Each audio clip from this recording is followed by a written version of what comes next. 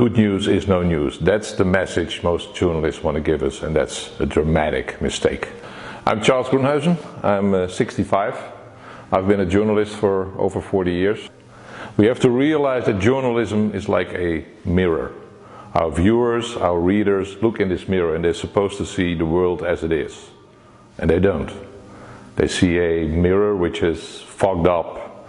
It's always the negative side of life. And I try to correct that mistake a teeny tiny little bit. What I try to do as a journalist now is give more a long-term perspective. What I see on TV all the time is a lot of noise, breaking news. I like to focus on silent revolutions, but they are extremely important, but long-term. I'm an optimist because I look at facts. Think about the decline in extreme poverty. It's unbelievable what we accomplished in the last 25, 30 years. More than 100,000 people every day who come out of extreme poverty. Think about child mortality. Think about average life expectancy.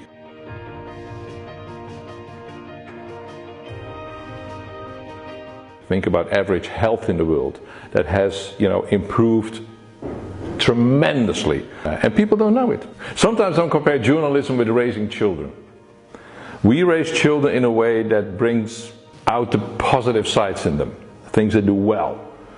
Imagine us as parents always saying to children what they're doing wrong. If that's the only message we have for our children, they're going to end up as miserable people and negative people and probably angry people. But this is exactly the way we treat as journalists the world. Because we say to the world, this is horrible. Oh, and tomorrow will be even worse. With refugees and immigrants, with crime, with everything. And the consequence of this negative attitude is that people look at the world in a very negative way. Very often it plays into the fear of people.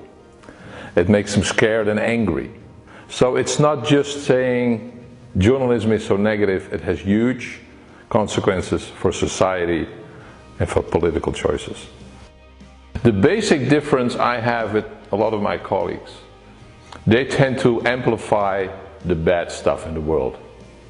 I would go for the opposite, amplify the good without forgetting the bad. There's some huge issues, of course, and challenges. Think about the climate crisis, immigration, inequality.